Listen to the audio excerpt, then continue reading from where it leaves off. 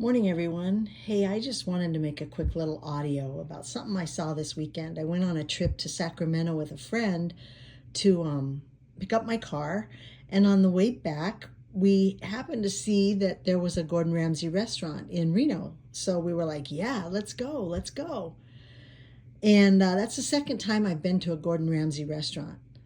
And so when I got there, I took a dive and I ordered the beef Wellington, which I don't like mushrooms, but I took a dive and tried it. And then I took a dive and tried the mascarpone ice cream. I'm thinking ice cream made out of cheese. I mean, how weird is that? But you know what I was thinking? It was the best meal I've ever had. So I was thinking about the first time that I went to a Gordon Ramsay restaurant, and it was several years ago, 5 years ago, 6 years ago, and I wouldn't try anything. I wouldn't try anything. I mean, you're at a restaurant that you're going to go to two times in your life, and I ordered a burger and then complained that the burger had some kind of fancy foo-foo thing on it. And even the waiter said, "Don't you want to try something that from the Hell's Kitchen show?" I'm like, "Okay, give me the I don't know, I ordered something, the scallions, the I don't know what they're called, any the scallops." And I hated them.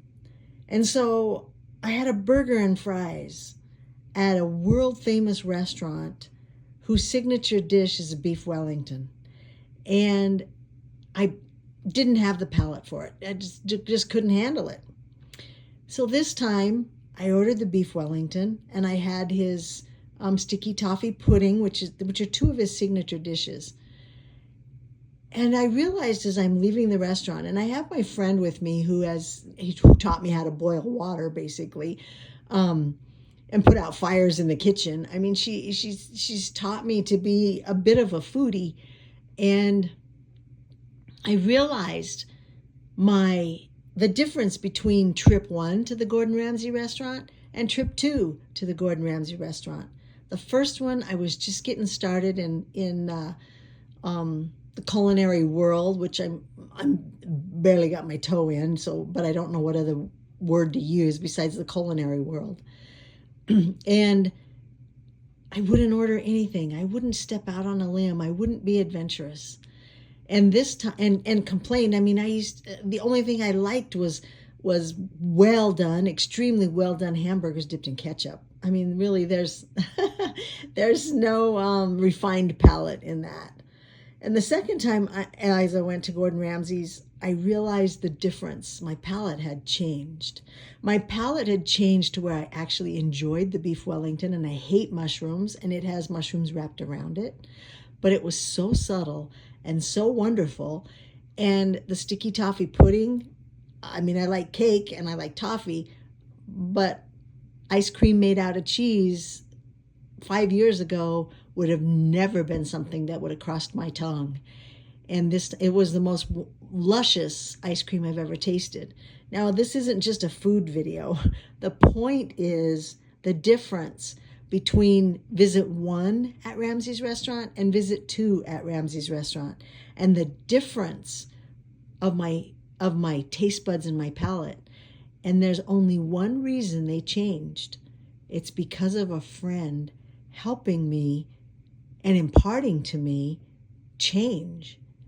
And I would have never in my life eaten a rare steak or even a medium cooked steak or even a medium well steak. They had to be charred to perfection and dipped in ketchup so that I could handle chewing them. My point is, nothing comes except by impartation. There's no way we can just self-teach ourselves to be anything different than who we are. And our own familiars wait, our own familiar way of being raised wait for us they wait for a chance to instruct us. That is our only way of instruction. Our old familiar lifestyle is our only way of instruction, unless we let someone impart something different to us, unless we let someone help us to taste of something different. And I'm telling you, I mean, I know that this is just a foodie thing, but it's a spiritual thing, because I've not gained anything in my life without somebody imparting it to me. Somebody saying, hey, there's a better way. There's something that tastes better. There's something a little bit smoother out there than what you've got going on. There's something easier to do than what you've got going on. Everything hasn't been imparted to me by someone else. From the stupid stuff like eating at 2 different restaurants, the taste buds on my tongue, to the taste for love in my heart. It's all been imparted to me from someone else. And again, I've said it before, if you're a loner, you're not getting imparted anything. You're going to stay the same forevermore. We need people. We need friends. We need people different from us to impart different things to us, to diversify our soul, even our taste buds. Anyway, I just wanted to share that little story because it's the revelation I got as I'm eating this superb meal that 5 years ago I would have never tasted, let alone paid $100 for. So anyway, that's my story.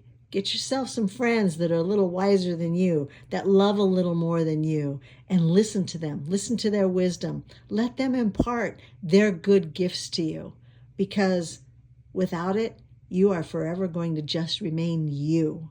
Anyway, the turkeys are walking by, so there's a little treat. Anyway, thanks for listening, and God bless your day.